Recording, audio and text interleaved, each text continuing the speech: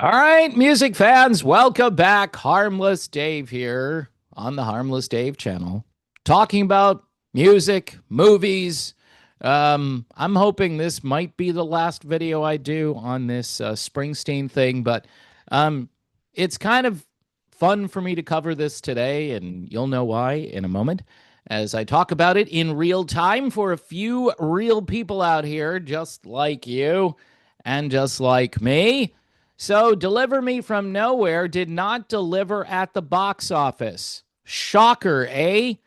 Um, and this is from the same websites who were just plugging and daily another thing about this movie, about the actor, about the album Nebraska, about whatever they could. Springsteen talking about the movie. Springsteen goes to the premiere of the movie. It's like, really? Like, this is all we have now for people who are interested in music from this vintage, we'll say. Okay. And most of the people agree with me. They liked Springsteen prior to, say, Born in the USA, but prior to Nebraska, too. And people tolerated Born in the USA who liked Springsteen, and some people like Tunnel of Love. But really, it's the 70s output, I think, that most people prefer when they're talking about Bruce Springsteen. Well, again, this movie is about how, again, he gave the middle finger to the record company, and I'm going to do this acoustic album, and it's recorded in my bedroom, blah, blah, blah, and all this stuff. And all of the hype that went into this, all of the media attention, the adoring fans of Bruce Springsteen in the media. Well, here's what happened. Deliver Me From Nowhere opened in fourth place, earning a disappointing 9.1 million at the box office this past weekend. Deadline says the movie brought in an additional 7 million overseas for a worldwide total of 16.1 million, which was less than the 20 million experts had predicted the movie would earn. We have experts who go around predicting how much movies will earn. Really? Well, they probably measured all of the advertising that went into this and figured, well, we should see some return on investments here. But they didn't see that. By comparison, the Bob Dylan biopic, A Complete Unknown, earned 11.7 million in its opening weekend, despite opening more in 600 fewer theaters than the Springsteen movie opened in, and it earned more money. Okay, that's kind of interesting. 600 fewer theaters. And again, we're putting this in all these theaters and nobody's going to see it. Deadline goes on to say that Deliver Me From Nowhere cost an estimated $55 million to make. Really? So it cost $55 million to make. It earned, what is it, 9.1 and then another 6 or 7 overseas for a total of 16.1 million. Now, the site suggests that the weekend World Series games may have kept the older male target audience of the movie home and thinks that it might have been wiser to release the movie during the winter holidays, similar to last year's A Complete Unknown. So they're blaming the World Series. So let me get this straight. So people who watch the World Series are older and white and male, huh? That doesn't seem like a very diverse group of people. Shouldn't we see people of all walks of life going to, and all ages going to see Springsteen? Wow, they're stereotyping the demographic that is interested in going to see Springsteen and claiming that it was the World Series that kept these people home.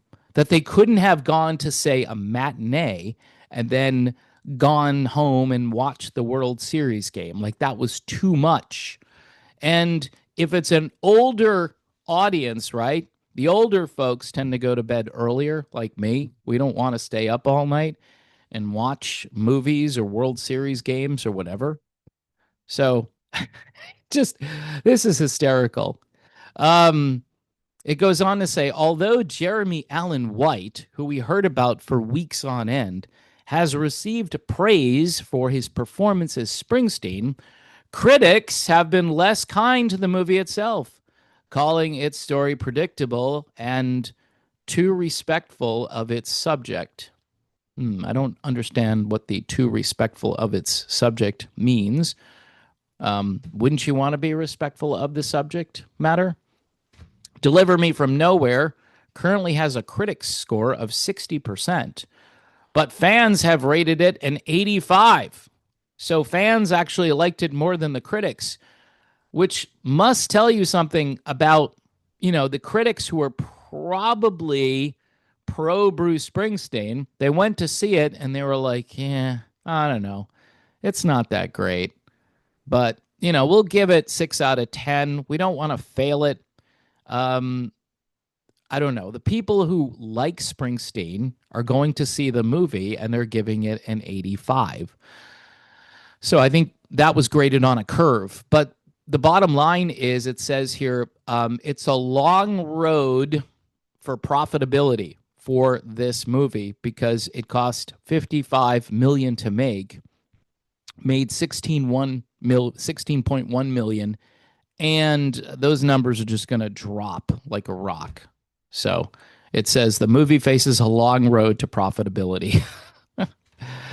Oh man, and it's funny, right? So the movie earned 16.1 million total, and they were expecting 20 million. How much advertising, how much money did they spend on hyping this up? Must have been a few million, right? Because the commercials, and you click on something. I was getting those nuisance ads before and after videos that I was trying to watch here on YouTube. And, they looked at me being an old geezer and saying, hey, this guy, he's perfect. He's the perfect demographic. Hopefully he's not going to be watching the World Series, which I didn't do that either. So they blamed the World Series on Springsteen's lack of viewership over the weekend. Look, folks, it's not that great of a story, and you've also got this thing going on where nobody's going to mention the politics of Bruce Springsteen, like what he's turned into now, what he used to be, what he used to represent, used to be kind of like a working class hero. Now he's an oligarch. Springsteen's an oligarch. He's a billionaire, and he's complaining about the guy in the White House right now, and some people like that guy, right? Some people believe that guy is at least listening. Now, whether he's effective or not, at least he's listening and saying the working class men and women, I don't know. These people are so out of touch. They don't even understand living where they live, the ivory towers that have been constructed, and they're all looking down at everybody saying, how come you don't love me? You should love me.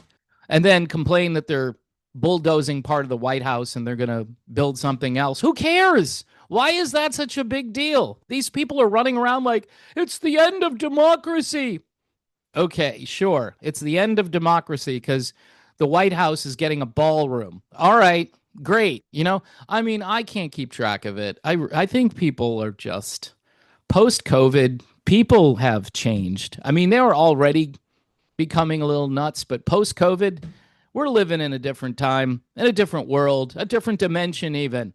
So anyway, folks, I'm a little bit, I guess, happy that this isn't doing all that well after all the hype. It's like you can't force me to like something, right? You can't force me into your little political circle of, I don't know what it is. It's like you have to believe in these things in order to be a Springsteen fan or whatever. I don't know. Go back before when Springsteen was actually concerned about the working class, and you could argue that maybe Springsteen was never concerned about the working class. He looked the part for a little while. He looked like he cared, but did he really care? Isn't this stuff mostly image for these guys? Unless they're getting in the trenches. Oliver Anthony. That's a guy who cares about the working class, right? Go listen to some Oliver Anthony. He's a guy sticking it to the establishment every day. I mean, he won't even sign a record contract. I mean, he is the real deal. Whereas Springsteen, not so much. All right. So there's my take for what it's worth. And I know some people don't like my take, but there it is. There it is. God bless you, though. Thanks for watching. See you soon.